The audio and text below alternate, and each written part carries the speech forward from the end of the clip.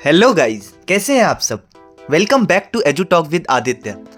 आज हम स्टार्ट करने वाले हैं एक very important topic, accounting principles और अकाउंटिंग स्टैंडर्ड्स। अगर आपने कभी सोचा हो कि प्रिंसिपल्स अलग क्यों होते हैं, स्टैंडर्ड्स अलग क्यों होते हैं, गैप क्या होता है, एएस, इंडियन एएस, आईएफआरएस का रिलेशन क्या है, तो आज ये सारी कंफ्यूजन खत्म होने वाली है।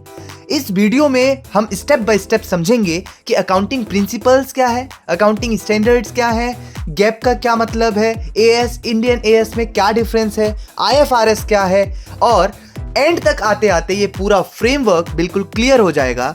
सो स्टे फोकस्ड, नोटबुक ले लो, चलो शुरू करते हैं।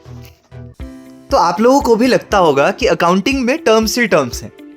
अब इस वीडियो में ही देख लो, accounting principles, accounting standards, GAAP, AS, Indian AS, IFRS, सब अलग अलग नाम, लेकिन सब रिलेटेड भी लगते हैं। और फिर कंफ्यूजन स्टार्ट हो जाता है, कौन क्या है, कौन कहां अप्लाई होता है। आज इसी कंफ्यूजन को क्लियर करेंगे। इस वीडियो में हम समझेंगे कि accounting principles, accounting standards, GAAP, as and Indian AS, IFRS ये आपस में कैसे इंटर रिलेटेड है। चलो शुरू करते हैं। तो सबसे पहले समझते हैं अकाउंटिंग प्रिंसिपल्स। डेफिनेशन ध्यान से सुनो। Accounting principles are the basic concepts and assumptions on which the entire accounting system is based. मतलब सिंपल वर्ड्स में अकाउंटिंग प्रिंसिपल्स अकाउंटिंग का फाउंडेशन होते हैं। ये बेसिक कॉन्सेप्ट्स या एजम्पशंस होते हैं जिस पर पूरा अकाउंटिंग सिस्टम बेस्ड है। ये बताते हैं कि अकाउंटिंग को लॉजिकली कैसे फॉलो करना है, जैसे business entity principle, going concern principle, matching principle, conservatism principle, consistency principle. इन सभी प्रिंसिपल्स को हमने ऑलरेडी एक डेडिकेटेड वीडियो में डिटेल में समझाया है। हर प्रिंसिपल का प्रॉपर एग्जांपल के साथ आपको बताया है। अगर आपको प्रिंसिपल्स डीप में समझना है तो वो वीडियो जरूर देखिए, उसका लिंक डिस्क्रिप्शन में मिल जाएगा। यहाँ हम प्रिंसिपल्स का ओवरव्यू समझेंगे क्योंकि आज फोकस है प्रिंसिपल्स और स्टैंडर्ड्स के रिलेशन पर। तो नेक्स्ट क्वेश्चन है कि अगर अकाउंटिंग प्रिंसिपल्स ना होते तो क्या होता। सोचो, हर अकाउंटेंट अपनी मर्जी से अकाउंटिंग करता। कोई बिजनेस और ऑनर का पैसा मिक्स कर देता, कोई फ्यूचर लॉस इग्नोर कर देता, कोई प्रॉफिट को आज दिखा देता, कोई कल दिखाता। तो क्या फाइनेंशियल स्टेटमेंट्स रिलायबल होते? बिल्कुल नहीं। सो डेफिनेशन सुनो। Accounting principles provide the logical and conceptual foundation of accounting. मतलब कि प्रिंसिपल्स अकाउंटिंग को एक डिसिप्लिन देते हैं। ये इंश्योर करते हैं कि बिजनेस और ऑनर अलग ट्रीट हो, इनकम और एक्सपेंसेस सही पीरियड में रिकॉर्ड हो, प्रॉफिट आर्टिफिशियली मैनिपुलेट ना हो, फाइनेंशियल स्टेटमेंट्स लॉजिकल और कंसिस्टेंट बने। देखो बच्चों, अब तक हमने प्रिंसिपल्स समझे जो बेस होते हैं, लेकिन एक प्रॉब्लम है। प्रिंसिपल्स बोलते हैं कॉन्सेप्ट समझो, पर ये नहीं बताते एग्जैक्ट एंट्री कैसे करनी है। यहीं से आते हैं अकाउंटिंग स्टैंडर्ड्स। डेफिनेशन ध्यान से सुनो। Accounting standards are mandatory rules which must be followed while preparing accounts. मतलब प्रिंसिपल्स बोलते हैं क्या सोचना है, लेकिन स्टैंडर्ड्स बोलते हैं कैसे लिखना है। एग्जाम्पल देखो, मैचिंग प्रिंसिपल कहता है कि एक्सपेंस को इनकम के साथ मैच करो, पर कैसे, कौन सी मेथड, कौन सा फॉर्मेट, वो अकाउंटिंग स्टैंडर्ड बताता है। इसलिए याद रखना, principles equals to theory but standards equals to practical rules. Accounting को प्रॉपर शेप देने का काम स्टैंडर्ड्स करते हैं। बच्चों, एक सिंपल सवाल, अगर दो कंपनीज अपना प्रॉफिट अलग अलग तरीके से कैलकुलेट करें तो आप कैसे डिसाइड करोगे कौन सी बेटर है? इसीलिए अकाउंटिंग स्टैंडर्ड्स इंपॉर्टेंट होते हैं। Accounting standards ensure that financial statements are reliable and comparable. इसका मतलब क्या है कि सब कंपनीज को सेम रूल्स फॉलो करने पड़ते हैं जब वो इनकम स्टेटमेंट, बैलेंस शीट और कैश फ्लो स्टेटमेंट्स बनाती हैं। तो इसमें 4 चीजें मिलती है। यूनिफॉर्मिटी, सब एक जैसे फॉर्मेट पे काम करें। ट्रांसपेरेंसी, कुछ भी छुपाया ना जा सके। एंड कंपेरेबिलिटी, मतलब कंपनीज कंपेयर हो सके, एक दूसरे के फाइनेंशियल स्टेटमेंट्स कंपेयर किए जा सके। And fourth one is reliability, मतलब नंबर्स पर ट्रस्ट किया जा सके। सो याद रखना, without standards accounting becomes confusion, with standards accounting becomes trustworthy. चलो तो आगे बढ़ते हैं टाइप्स ऑफ अकाउंटिंग स्टैंडर्ड्स। तो इंडिया में 2 टाइप के अकाउंटिंग स्टैंडर्ड्स होते हैं। पहला अकाउंटिंग स्टैंडर्ड्स एएस, दूसरा इंडियन अकाउंटिंग स्टैंडर्ड्स, बोले तो इंडियन एएस। अब कंफ्यूजन तो यहीं स्टार्ट होता है, कौन सा कब अप्लाई होगा। ये डिपेंड करता है एंटिटी के नेचर पर, मतलब बिजनेस कंपनी है या नॉन कंपनी। अब हम दोनों को डिटेल में समझेंगे स्टेप बाय स्टेप। चलो पहले समझते हैं एएस क्या होता है। तो चलिए समझते हैं accounting standards. Accounting standards are accounting guidelines issued by ICAI for the preparation and presentation of financial statements applicable where Indian AS is not applicable। अब इसको अलग अलग पढ़ते हैं। सबसे पहले AS को ICAI इशू करता है। ICAI मतलब institute of chartered accountants of India. ये गाइडलाइंस होती हैं जो बताती हैं कि फाइनेंशियल स्टेटमेंट्स जैसे balance sheet, profit and loss account कैसे प्रिपेयर और प्रेजेंट करने हैं। और एक इंपॉर्टेंट लाइन ये तब अप्लाई होता है जब इंडियन एएस एप्लीकेबल नहीं होता, मतलब अगर एंटिटी पर इंडियन एएस अप्लाई नहीं हो रहा तो ऑटोमेटिकली एएस फॉलो होगा। सोल प्रोप्राइटर, पार्टनरशिप फर्म या स्मॉल बिजनेस ये जनरली एएस फॉलो करते हैं। अब बात करते हैं इंडियन अकाउंटिंग स्टैंडर्ड्स या इंडियन एएस की। Indian accounting standards are standards converged with IFRS and notified under the Companies Act 2013, applicable to specified classes of companies।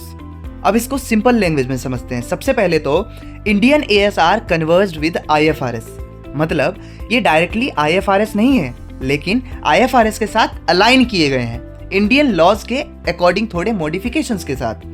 Second important point ये है कि ये कंपनीज एक्ट 2013 के अंडर मॉडिफाइड होते हैं, मतलब लीगल बैकिंग है, ये कोई ऑप्शनल गाइडलाइन नहीं है। जहां एप्लीकेबल है वहां फॉलो करना कंपलसरी है। और सबसे इंपॉर्टेंट लाइन, ये स्पेसिफाइड क्लासेस ऑफ कंपनीज पर अप्लाई होते हैं, मतलब हर कंपनीज पर ये अप्लाई नहीं होंगे, सिर्फ उन कंपनीज पर अप्लाई होंगे जिनकी नेटवर्थ या लिस्टिंग स्टेटस क्राइटेरिया फुलफिल हो रही हो। एग्जाम्पल लिस्टिंग कंपनीज या फिर certain large unlisted companies. Short में याद रखो, Indian AS equals to IFRS based standards applicable to specified companies notified under companies act 2013। बस इतना क्लियर हो गया तो एएस और इंडियन एएस का कंफ्यूजन ऑलमोस्ट खत्म। आगे बढ़ते हैं। अब एक इंपॉर्टेंट टर्म आता है IFRS। सबसे पहले डेफिनेशन देख लेते हैं। IFRS are international accounting standards issued by IASB to bring uniformity in accounting across the world। अब इसको अलग अलग समझते हैं। IFRS का फुल फॉर्म है इंटरनेशनल फाइनेंशियल रिपोर्टिंग स्टैंडर्ड्स। ये इंटरनेशनल लेवल का अकाउंटिंग स्टैंडर्ड्स है और इन्हें इशू करता है IASB। IASB का मतलब है इंटरनेशनल अकाउंटिंग स्टैंडर्ड्स बोर्ड। इनका मेन ऑब्जेक्टिव क्या है? इनका मेन ऑब्जेक्टिव है वर्ल्ड लेवल पर अकाउंटिंग में एक यूनिफॉर्मिटी लाना, मतलब अगर इंडिया, USA, UK, ऑस्ट्रेलिया सब एक ही स्टैंडर्ड फॉलो करें तो फाइनेंशियल स्टेटमेंट्स कंपेयर करना इजी हो जाएगा।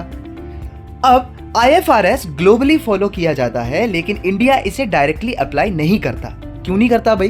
क्योंकि हर कंपनी का लीगल सिस्टम अलग होता है, टैक्स लॉज अलग होते हैं, बिजनेस इन्वायरमेंट अलग होता है। इसीलिए इंडिया ने क्या किया, इंडिया ने IFRS को अडॉप्ट नहीं किया डायरेक्टली, बल्कि उसके बेसिस पर बनाया इंडियन एएस। सिंपल याद रखो कि India does not follow IFRS directly, India follows Indian AS which are IFRS based. मतलब इंडियन वर्जन ऑफ IFRS क्या है? Indian AS. अब हम आगे समझते हैं कि अकाउंटिंग स्टैंडर्ड्स और अकाउंटिंग प्रिंसिपल्स में डिफरेंस क्या है। देखो सिंपल सी बात है, एक एक करके हम सभी बेसिस पर इसके डिफरेंस को समझेंगे। जैसे पहला है नेचर। अकाउंटिंग प्रिंसिपल्स क्या होते हैं? बेसिक कॉन्सेप्ट्स, फाउंडेशन, सोचने का तरीका। और अकाउंटिंग स्टैंडर्ड्स क्या होते हैं? रिटन रूल्स, प्रॉपर लिखे हुए रूल्स जो फॉलो करना ही करना है। फ्लेक्सिबिलिटी, तो प्रिंसिपल्स थोड़े फ्लेक्सिबल होते हैं, कॉन्सेप्ट समझो और अप्लाई करो। बट स्टैंडर्ड्स मैंडेटरी, यहाँ क्रिएटिविटी नहीं चलेगी, रूल दिया है फॉलो करना पड़ेगा। तीसरा है पर्पस। पर्पस क्या है कि प्रिंसिपल्स का काम है गाइडेंस देना, लेकिन स्टैंडर्ड्स का काम है एक यूनिफॉर्मिटी लाना, सब कंपनीज एक जैसा रिकॉर्ड करें।